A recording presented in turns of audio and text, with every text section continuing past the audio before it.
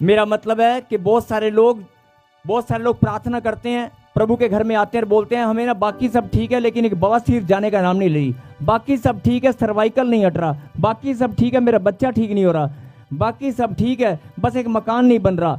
अरे कुछ भी आशीष अगर तुम्हारी रुकी हुई है ना तो कहीं ना कहीं तुम्हारी गलतियों के कारण है, कहीं ना कहीं तुम्हारी गलतियां या तुम्हारे पुरखों के गलतियों का हिसाब किताब, जो भी परमेश्वर का न्याय या प्रभु का दंड है ये। इसलिए आपको प्रभु का भय मानना होगा और बात को समझना होगा कि अगर आप सचमुच में आशीष चाहते हैं तो आज सुने, तुम्हारा बीज बोना व्यर्थ होगा क्योंकि तुम्हारे शत्रु उसकी उपज खा लेंगे। बोलो आमीन। अगर आप खेती करते हैं, जैसे आपने खेती की, आपने बीज बोया, जब उपज निकल कर आएगी यानी जब फल आने वाला होगा तो तुम्हारे शत्रु आकर खा लेंगे। यानी कि तुम्हारी मेहनत का पैसा तुम बोगे, तुम्हारे बच्चे बिजनेस कारोबार में लगाएंगे या तुम लगाओगे या विदेश जाने के लिए या कोई दुकान खोलकर या बिजनेस में, तो क्या लिखा, तुम्हारा बीज व्यर्थ होगा। जो इन्वेस्टमेंट आप करोगे, बीज बोना मतलब इन्वेस्टमेंट, वो फल लेकर नहीं आएगी। तुम्हारे शत्रु, और तुम्हारा शत्रु तो शैतान है, वो किसी भी भेड़िए को भेजेगा, किसी को भी भेजेगा। बहुत सारे लोग कहते हैं एजेंट साढ़े पैसे खा गया, बहुत सारे लोग बोलते हैं एजेंट पैसे खा गया। एजेंट ऐसे पैसे नहीं खाता है। आपने बहुत सारी आत्मिक गलतियां की हैं, बहुत सारे दशमांश की चोरी की होगी, प्रभु की आज्ञा अवहेलना, प्रभु की आज्ञा को तोड़ा होगा, तब जाकर शैतान का अधिकार तुम्हारे ऊपर बना, तुम्हारे धन के ऊपर बना। ऐसे शैतान तुम्हारे धन को ऊपर अधिकार नहीं बना सकता। उसने अगर किसी एजेंट के थ्रू या किसी के थ्रू गवर्नमेंट जॉब दिलाने के चक्कर में बहुत सारे लोग पैसा खा जाते हैं। बहुत सारे लोग तुम्हारा मकान बनाने के लिए, प्लॉट लेने के लिए कमीशन के रूप में खा जाते हैं। बहुत सारे लोग तुम्हें धोखा देते हैं, रिश्तों के लिए पैसे खा जाते हैं। तुम्हारी उपज यानी तुम्हारा बोया हुआ, तुम्हारा बीज, तुम्हारा धन सब व्यर्थ हो जाएगा। और फिर आप रोते हुए आते हैं, प्रार्थना कराते हैं, प्रॉफिट जी, पास्टर जी, हमने यहां बोया था, हमने दुकान खोली थी, चल नहीं पाई, इन्वेस्टमेंट की थी वो बर्बाद हो गई। आपकी इन्वेस्टमेंट ऐसे बर्बाद नहीं होती है, आपकी इन्वेस्टमेंट ऐसे बर्बाद नहीं होती है, आपका बोया हुआ बीज व्यर्थ नहीं होता है। ये सब परमेश्वर का दंड है। बोलो आमीन। और आगे क्या लिखा, तुम्हारे शत्रु उसकी उपज खा लेंगे और मैं भी तुम्हारे विरुद्ध हो जाऊंगा। साफ साफ परमेश्वर ने लिखा है, मैं भी तुम्हारे विरोध में हो जाऊंगा और तुम अपने शत्रुओं से हार जाओगे। अपने शत्रु मतलब तुम्हारा शत्रु तुम्हारी बीमारी है, तुम्हारा शत्रु तुम्हारे विरोधी है, तुम्हारा शत्रु बहुत सारे रूप में आकर खड़ा हो जाएगा और तुम्हारे बैरी तुम्हारे ऊपर अधिकार करेंगे।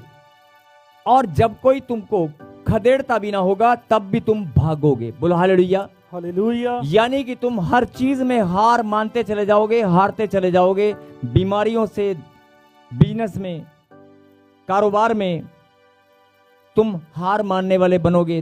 फिर आप, बहुत सारे लोग जो प्रार्थना करते हैं कि प्रभु तेरा हाथ मेरे ऊपर है, मैं तेरी बेटी हूं, तूने मेरे लिए बलिदान दिया है, लेकिन फिर भी मेरे घर में ऐसा क्यों है? क्योंकि ये परमेश्वर का दंड है। बोला हालेलुया। हालेलुया। और साफ साफ अभी मैंने हेडलाइन के ऊपर अंडरलाइन करने को कहा था, आज्ञा उल्लंघन का दंड। अब आपकी आत्मा, आपका हृदय, आपका मन आपको बताएगा कि आपने परमेश्वर की कौन कौन सी आज्ञाओं को तोड़ा है, कौन सी आज्ञाओं का उल्लंघन किया है। और अगर आपने आज्ञा उल्लंघन नहीं किया तो मैं आपको बताना चाहता हूं, आत्मिक गलतियां आप रोज करते हैं। हो सकता है आपकी आत्मिक गलतियां बहुत सारी हैं और बहुत सारे लोग प्रभु के दासों के ऊपर, मिनिस्ट्री के ऊपर या प्रभु के वचन के खिलाफ बातें करते हैं। आपने कोई निंदा बुराई की होगी, आपने कुछ भी किया होगा, वो आपकी आत्मा अपने आप आपको बताएगी। और ये चेतावनी है आज कि अगर आपने किया है तो परमेश्वर चाहते हैं कि मैं तुझे तंदुरुस्त देखना चाहता हूं, मैं तुझे हष्ट पुष्ट अच्छे स्वास्थ्य के साथ अपनी महिमा करता हुआ देखना चाहता हूं। बोलो आमीन। आमीन। आप बताएं, क्या, जरा ध्यान से सुनना, क्या आपके माता पिता आपको बेड पर पड़े हुए बीमार देख सकते हैं? आपके माता पिता, आपके भाई बहन आपको हॉस्पिटल में देख सकते हैं? आपके माता पिता आपको घर के अंदर रोते हुए देख सकते हैं, अपने आप को बंद कमरे में बैठकर आप रोते रहें और खाना भी ना खाएं बेचैनी के साथ, क्या देख सकते हैं? यही बात परमेश्वर समझाना चाहते हैं कि मेरी बेटी, मेरे बेटे, अगर इंसान होकर तू अपने बच्चों के रिश्ते को जानता है, अपने परिवार, अपने भाई बहनों को तू दुखी नहीं देख सकता, रोते हुए नहीं देख सकता, तो मैं भी आज तुझे बताना चाहता हूं कि मैं भी तुझसे प्यार करता हूं और प्यार करता हूं, इसीलिए तेरे जीवन से महिमा लेने के लिए मैंने बलिदान दिया, खून बहाया, ताकि ये दंड का बहाना, आत्मिक गलतियों का बहाना जीवन भर के लिए तेरे जीवन से दूर हो जाए। शैतान के पास कोई बहाना न रहे, कोई तुम्हारी गलतियों का बहाना उसके पास ना हो, वो कोई भी अधिकार तुम्हारे ऊपर जमाने ना पाए, तुम्हारे धन के ऊपर, तुम्हारे रिश्तों के ऊपर। बहुत सारे लोग रोते हुए आते हैं, मेरा रिश्ता टूट गया। बहुत सारे लोग प्रार्थना में रोते हुए आते हैं, मेरे पति मुझे छोड़ने की धमकी देता है, मेरा बच्चा मुझसे फोन पे बात नहीं करता है, मेरा बच्चा जब से विदेश गया उसने मुझे फोन करना, पैसे भेजना बंद कर दिया है। बहुत सारे लोग ऐसा प्रार्थना करते हैं, हम भाई बहनों के बीच में दरार हो गई है, पहले बहुत प्यार करता था लेकिन अब मेरा भाई मुझसे बात भी नहीं करता है। अगर ये सब आपके जीवन में आप सामना कर रहे हैं तो आपको ये बात समझनी होगी, जरूर कोई आत्मिक गलती आपने की है, जरूर कोई आत्मिक गलती आपने की है, जरूर कोई आज्ञा उल्लंघन की है।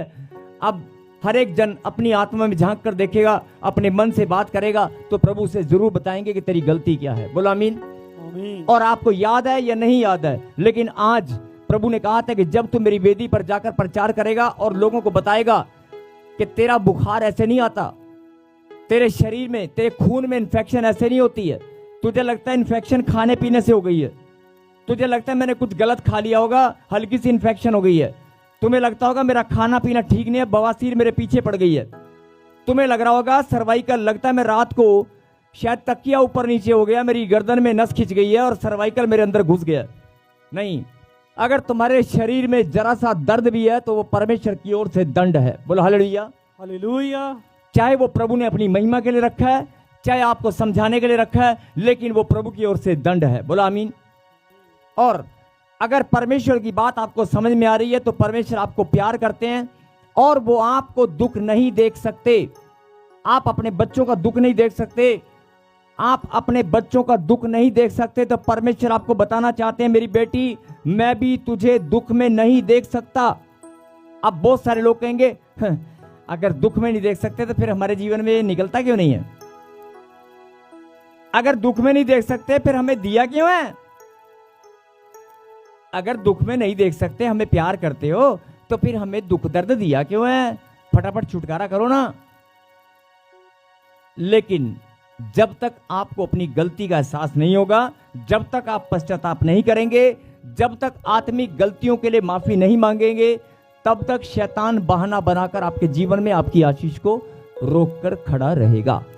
परमेश्वर यही समझाना चाहते हैं, गलती हो गई कोई बात नहीं, मैं तो माफ करने वाला परमेश्वर हूं। और 2026 साल पहले पूरे जगत, पूरी सब मानव जाति के लिए मैंने बलिदान देकर पाप क्षमा की आशीष, बलिदान देकर पाप क्षमा की आशीष मैंने पहले ही दे दी है। बलिदान देकर आपका उद्धार करके पाप क्षमा की आशीष पहले ही मैंने आपको सौंप दी है।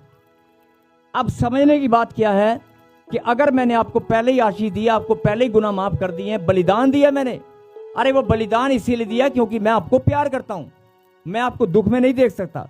लेकिन आप फिर भी अगर आज्ञा उल्लंघन करेंगे, आत्मिक गलतियां करेंगे, और बड़े बड़े प्रार्थना योद्धा, बड़े बड़े सच्चाई और खराई पर चलने वाले लोग, बड़े बड़े पास्टर लोग गलतियां करते हैं। किससे भी गलती, किससे भी हो सकती है, लेकिन आज परमेश्वर यही बात समझाना चाहते हैं। अपनी आंखों को बंद करें और प्रभु के कलाम में लिखा है, तुम्हारा बीज बोना व्यर्थ होगा। आपके जीवन में कोई भी घटना घटी है, कोई भी नुकसान हुआ है, तुम्हारे रिश्ते खराब हुए हैं, आज तक कुछ भी होता है, किसी भी दुख दर्द से आप अगर निकल रहे हैं, आपका बच्चा बीमार है, आपको प्रॉब्लम है, कुछ भी है, आज आप फिर से अपनी आंखें बंद करें और प्रभु से माफी मांगें और कहें, परमेश्वर मैं पश्चाताप करता हूं, मैं अपना मन फिराता हूं, जाने अनजाने में जो भी गलती गुनाह अगर मुझसे हुआ है, मैं आज पश्चाताप करता हूँ। मैं आपके भय और चितौनियों को मानता हूँ। मैं आपका डरवैया हूँ। मैं आपका भय मानने वाला आपका बेटा हूँ। मैं आपकी आज्ञाओं पर चलने वाला हूँ। अगर मुझसे कोई गलती हो चुकी है, हे परमेश्वर, आपके वचन के शिक्षा के खिलाफ, आपके कहने से हटकर अगर मैं आज तक चल नहीं पाया, आपकी शिक्षा में खराई से चल नहीं पाया, अगर मैं आज्ञा उल्लंघन मैंने की है, आपकी विधियों से मैं हटाऊं, अगर अनजाने में कोई गलती मुझसे हुई है, चाहे वो आत्मिक गलती है, आज मैं माफी मांगता हूं। दिल सच्चे मन से अपनी आंख बंद करें और परमेश्वर के सामने पश्चाताप करें। प्रभु ने मुझे कहा कि अगर पीढ़ी दर पीढ़ी कोई भी श्राप, कोई भी बद्दुआ आपका पीछा कर रही है, भले ही मैंने दंड दिया है, लेकिन मैं ही आशीष देने वाला हूं। आप प्रार्थना करें। अगर किसी के साथ गुस्सा किया है, किसी को क्रोध किया है, किसी का अपमान किया है, किसी को आपने माफ नहीं किया आज तक, किसी की निंदा बुराई की है, किसी को माफ नहीं कर पाए, तो आज कर दो और आज परमेश्वर से बात करें और कहें, परमेश्वर, मैं आज से आत्मिक गलतियां नहीं करूंगा। मैं पश्चाताप करता हूं। मैं आपकी आज्ञाओं को नहीं तोड़ूंगा, आपकी वाचाओं को नहीं तोड़ूंगा। अगर मुझसे कोई गलती हुई है तो मुझे माफ कर। और मैं धन्यवाद करता हूं विश्वास के साथ कि आपने मुझे माफ कर दिया है। आमीन। ऐसे सिर्फ 30 सेकंड के लिए प्रार्थना करें प्लीज।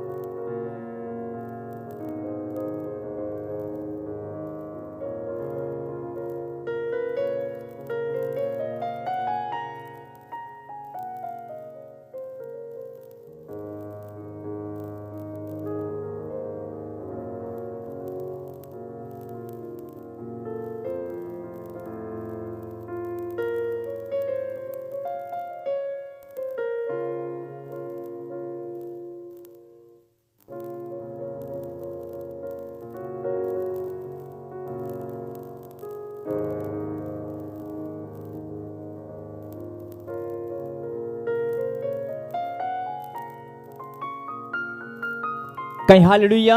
हालेलुया। मेरे पीछे गए, हे परमेश्वर, मैं विश्वास करता हूं मेरे पश्चाताप के आंसुओं को आपने पोंछ दिया है। आपने मुझ पर दया की है। आपने मुझे माफ कर दिया है। कहीं आमीन। आमीन। कुछ लोगों ने प्रार्थना भी नहीं की है, कुछ लोग ऐसे बोल भी नहीं पाए हैं, पता नहीं क्यों नहीं प्रार्थना की है। अगर नहीं की है तो मन में कर लेना और सिर्फ 5 मिनट अपना ध्यान और केंद्रित रखना, सिर्फ 5 मिनट। अभी प्रभु ने आपको समझाया कि अगर आप कोई आत्मिक गलती करते हैं तो आपके जीवन में आशीष रुक जाती है, आप बीमारियों में चले जाते हैं, आप दुख दर्द पीड़ाओं में चले जाते हैं। अगर बड़े लंबे समय से कोई बीमारी आपके जीवन में चल रही है और आपके रिश्ते अगर खराब हो गए हैं, परमेश्वर ने अगर आपकी शादी कराई थी, अगर पर आप जानते हैं कि आपकी शादी होना, किसी के साथ रिश्ते में बंधना, और वो रिश्ते में अगर तलाक की नौबत आ जाए या गैप बन जाए या आपका हस्बैंड आपके विरोध में हो जाए, उसका हृदय कठोर कैसे हो सकता है? वही परमेश्वर आपको समझाना चाहते हैं कि जो रिश्ते आपको प्यार करने वाले थे वो आपके विरोध में कैसे जा सकते हैं। अगर कोई है तो आज अपना मन खोलकर आपने अगर माफी मांगी है, पश्चाताप, आपने भी बहुत सारी गलतियां की होंगी, अगला माने ना माने, लेकिन आपने अगर मन खोला है तो आपके लिए चमत्कार होगा। आपके रिश्ते हरे भरे हो जाएंगे, हरे भरे। आपका धन की बढ़ोतरी होगी। आपकी अभी वचन से प्रभु आपको बताने वाले हैं। यस, पढ़ेंगे आज्ञा पालन की आशीष 26वां, जहां 26 चैप्टर 26 नंबर जहां लिखा है पहली आयत, उसके ऊपर देखो क्या लिखा है। हेडलाइन पढ़ेंगे, आज्ञा पालन की आशीष। अभी हमने क्या पढ़ा था? आज्ञा पालन की आशीष अभी पढ़ रहे हैं। और इससे पहले अभी क्या पढ़ा था? आज्ञा उल्लंघना की दंड। का दंड, आज्ञा उल्लंघन करने पर जो दंड आते हैं, छोटा सा बुखार भी दंड है। आपको लग रहा होगा शायद शरीर थक गया है। आज्ञा उल्लंघन का दंड। आप बैठ जाएं और वचन को, ये 5 मिनट और ये जो वचन प्रभु ने आपको दिया इसको भी सुनेंगे। यस, आज्ञा पालन की आशीष। जल्दी से पढ़ें 26 का 2 पढ़ेंगे। 2 तुम मेरे विश्राम दिनों का पालन करना। क्या और मेरे- लिखा? हालेलुया। हालेलुया। यस, तुम मेरे विश्राम दिनों का पालन करना। आगे, और मेरे पवित्र स्थान का भय मानना। और मेरे पवित्र स्थान का भय मानना। मैं यहोवा हूं। ये मेरा पवित्र स्थान है। हालेलुया। हिंदुस्तान के कोने कोने से, अलग अलग राज्यों से मैंने ही बुलाया है। यस आमीन। आपका यहां पर आना आपकी मर्जी नहीं है। आपका यहां पर बैठना, यहां पर आना, मेरी महिमा करना, ताली बजाना, हालेलुया के नारे लगाना, मेरे लिए धन बोना, भेंट लेकर आना, ये आपकी मर्जी नहीं है। बहुत सारे लोग प्रार्थना करते हैं, तरसते हैं कि मैं भी जाऊंगा, लेकिन नहीं आ पाते। आप बुलाकर देखना किसी को, वो नहीं आएगा जब तक खुदा का अनुग्रह न हो। आपको ये बात समझनी होगी कि परमेश्वर का अनुग्रह आपके ऊपर है, आप चुने गए हैं। बोलो आमीन। आमीन। आज्ञा पालन की आशीष। लिखा, तुम मेरे विश्राम दिनों का पालन करना और मेरे पवित्र स्थान का भय मानना, मैं यहोवा हूं। बोलो आमीन। आमीन। और यदि तुम मेरी विधियों पर चलो, 3 में क्या लिखा? यदि तुम मेरी विधियों पर चलो और मेरी आज्ञाओं को मानकर उनका पालन करो, तो 6 में क्या लिखा? पढ़ेंगे जरा। और मैं तुम्हारे देश में सुख चैन दूंगा। मैं तुम्हारे देश में सुख चैन दूंगा। और तुम यानी सोओगे। कि अभी आपको बेचैनी हो रही थी ना, प्रभु ने कहा मैं तेरे पूरे देश में, तेरे घर में नहीं, तेरे जीवन में नहीं, तेरे पूरे देश में, यानी तेरे जितने भी तेरे जीवन से जुड़े हुए जितने भी लोग हैं, सबको सुख चैन से भर दूंगा। आमीन। और अगर खुदा के कलाम में लिखा है तो वो सत्य है, वो Yes, टलने वाला नहीं है। वो टलने वाला नहीं है। अगर प्रभु के वचन में लिखा है कि मैं तुम्हारे देश को सुख चैन, तो प्रभु ने मतलब तुम्हारे जीवन में सुख चैन आएगा कि नहीं आएगा? Yes, आएगा कि नहीं आएगा? लिखा किसने है? परमेश्वर। यस। और मैं तुम्हारे देश में सुख चैन दूंगा और तुम सोओगे। जिनको नींद नहीं आती उनके लिए प्रभु ने कहा तुम सोओगे और तुम्हारा कोई डराने वाला ना होगा। कोई डराने वाला ना होगा मतलब बहुत सारे लोगों को बीमारियों से डर लगता है, बहुत सारे लोगों को कर्जा जिसका देना उससे डर लगता है, रात को नींद नहीं आती, हाय सुबह फोन आने वाला है। बहुत सारे लोगों को डर लगता है मेरी बेटी अकेली बाहर गई है, मेरे बच्चे बाहर गए हैं, विदेश में पढ़ रहे हैं, कहीं गलत संगति में पढ़कर उनका कैरेक्टर खराब ना हो जाए, उनका जीवन बर्बाद ना हो जाए। बहुत सारे माता पिता को डर लगता है। प्रभु ने कहा मैं तुम्हें सुख चैन दूंगा, तुम्हारे कोई डराने वाला नहीं होगा, तुम्हें किसी बात से डर नहीं लगेगा, क्योंकि तुम्हारे बच्चों के ऊपर, तुम्हारे धन के ऊपर, तुम्हारे मान सम्मान के ऊपर मेरा हाथ बना रहेगा। आमीन। और तुम्हारा कोई डराने वाला ना होगा। छोटी छोटी बातों में जो तुम्हें डर लगता है ना, आज से इस आशीष को रिसीव करना, तुम्हारा कोई डराने वाला ना होगा। आमीन। और पढ़ेंगे 9। और मैं तुम्हारी ओर कृपा दृष्टि करूंगा, रखूंगा। और मैं तुम्हारी ओर कृपा दृष्टि रखूंगा और तुमको फलवंत करूंगा और बढ़ाऊंगा। यस यस यस यस, तुमको फलवंत करूंगा। हालेलुया। यानी तुम्हारा बीज, तुम्हारी प्रार्थनाएं फल लेकर आएंगी। तुम्हारा बीज, चाहे तुम खेती करते हो, चाहे तुम इन्वेस्टमेंट करते हो, चाहे तुम कोई बिजनेस कारोबार में पैसा लगाते हो, चाहे तुम प्रभु के घर में भेंट लेकर आते हो, बीज लेकर आते हो, जो भी तुम्हारा बोना है उसका खरा न्याय परमेश्वर करेगा। आमीन। और तुम्हारा मस्तक ऊंचा होगा, ये भविष्यवाणी है। और लिखा अगर आज्ञा पालन का दंड तब आएगा जब तुम कोई गलती करोगे, तो क्या होगा? तुम्हारा बीज बोना व्यर्थ होगा। लेकिन यहां पर क्या लिखा? फलवंत होगा, फलवंत। पहले क्या मैंने पढ़ा था? बीज बोना व्यर्थ होगा। लेकिन अभी क्या लिखा प्रभु ने? फलवंत होगा। तुम्हारा बोना, तुम्हारी प्रार्थनाएं, तुम जो भी करोगे वो फल लेकर आएगा। आमीन। तुम्हारा फल फलवंत होगा, तुम फलवंत होंगे। बोलो आमीन। आमीन। फलवंत होने का मतलब है तुम्हारा वंश भी बढ़ेगा, तुम्हारे घर में बच्चे भी बढ़ेंगे, तुम्हारे घर में खुशहाली, समृद्धि, सब कुछ बढ़ता ही जाएगा। यस आमीन। तुम्हारे जीवन में फल लगने लगेंगे। आमीन। यस। और क्या आगे पढ़? और तुम्हारे संग अपनी वाचा को पूर्ण करूंगा। तुम्हारे संग अपनी बात नहीं, फलवंत करूंगा और बढ़ाऊंगा, फलवंत भी करूंगा और बढ़ाऊंगा। जिस काम में हाथ लगाओगे बढ़ते ही चले जाओगे। आमीन। जिस काम में हाथ लगाओगे, अगर प्रार्थना करके तुमने बोल दिया कि मैं बिजनेस करना चाहता हूं, तो बढ़ते चले जाओगे। तुम जो मांगोगे खुदा से वो मिलता चला जाएगा। आमीन। बोलो आमीन। फलवंत करूंगा और बढ़ाऊंगा। बोलो आमीन। आमीन। और तुम्हारे संग अपनी वाचा को पूर्ण करूंगा। बोलो आमीन। आमीन। तुम्हारे संग अपनी वाचा को पूरा करूंगा। जो वाचाएं मैंने तुमसे बांधी हैं, जो भी वाचाएं परमेश्वर ने बांधी है ना, मालूम है क्या बांधी हैं? बहुत सारी वाचाएं, लेकिन मैं एक बता देता हूं। अब्राहिम को प्रभु ने क्या आशीष दिया था? धरती के, पृथ्वी के एक छोर से दूसरे छोर तक जहां भी तू जाएगा मैं तुझे फलवंत करूंगा और तू धनी होगा। और जैसे आदम को आशीष दिया, अब्राहिम को आशीष दिया और कहा था कि तेरा वंश धरती पर इतना होगा वो गिन नहीं पाएगा कोई, यस। जितनी भी तेरी संतान होगी। और जैसे तू धनी है वो भी धनी होंगे। बोलो आमीन। आमीन। तो आप अगर अब्राहिम की संतान है, परमेश्वर की संतान है, अगर आप आदम के वंशज हैं, तो परमेश्वर ने कहा कि मेरी वाचा जो बंधी हुई है उनके साथ थी, वो तुम्हारे साथ भी है। आमीन। और यहां पर क्या लिखा? मैं अपनी वाचा को पूर्ण करूंगा। बोलो आमीन। आमीन। जोरदार ताली बजाकर धन्यवाद दें। हालेलुया। और आज जितने भी लोग बोल रहे हैं कि मेरे घर में आशीष नहीं है, मेरा काम नहीं बन रहा, मेरा ये नहीं हो रहा, मेरा वो, 3 दिन ऐसे ही धन्यवाद की प्रार्थना करना कि प्रभु आज मैंने पश्चाताप किया है। परमेश्वर, मैंने अपनी आत्मिक गलतियों को कबूल किया है, मैंने अपने मुख से अंगीकार किया है कि मैंने पाप किया था। लेकिन प्रभु मैं घोषणा करता हूं कि आज ताजपुर चर्च से मैं अपनी आशीष लेकर जा रहा हूं।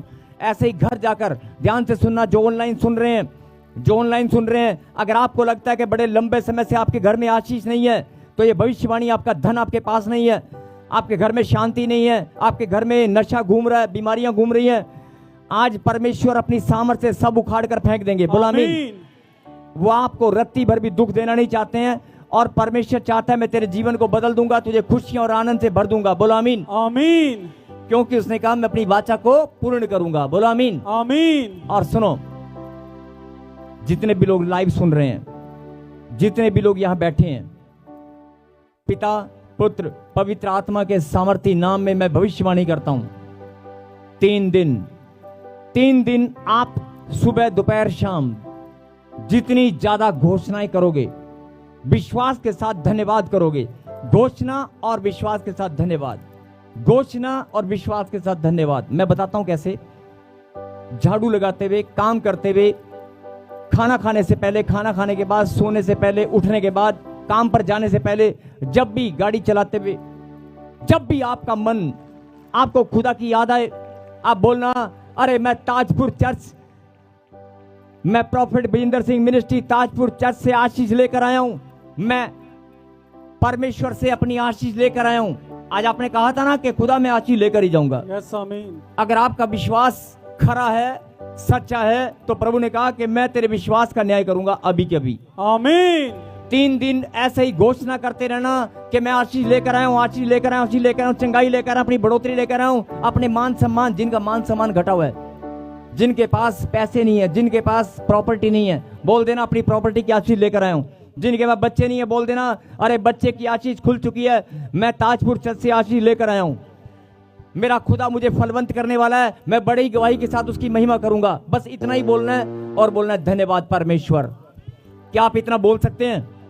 3 दिन ऐसे ही बोलते रहना, सुबह, दोपहर, शाम, तीनों टाइम लगातार घोषणा करते रहना, धन्यवाद करते रहना, घोषणा करते रहना, धन्यवाद करते रहना। श्राप, बद्दुआएं, वो तो अभी के अभी पांव के नीचे कुचली गई यीशु मसीह के, आमीन। वो सब टूट चुका है। आज आप श्राप से मुक्त हो चुके हो। आमीन। आज आप बीमारियों से, प्रॉब्लम से, समस्याओं से आजाद हो चुके हो। आमीन। क्यों? सबको जय मसीह की। मैं जतिन बब्बर और आप देख रहे हैं मसीह परिवार चैनल। जैसे कि आप सब जानते हैं कि मैं इस चैनल पे प्रभु के अलग अलग दासों की वीडियोस डालता हूं, तो अगर आपको हमारा चैनल अच्छा लगता है तो आप इस चैनल को ज़्यादा से ज़्यादा सब्सक्राइब जरूर करें, ताकि आप प्रभु के वचन को सुन सके। वीडियोस को ज़्यादा से ज़्यादा शेयर करें, ताकि जिन लोगों तक वचन नहीं पहुंचा उन तक भी वचन पहुंच सके। सबको जय मसीह की। एक बार मैं आपसे दोबारा कहूँगा कि इस चैनल को सब्सक्राइब जरूर करें और वीडियोस को ज़्यादा से ज़्यादा शेयर करें। जय मसीह की।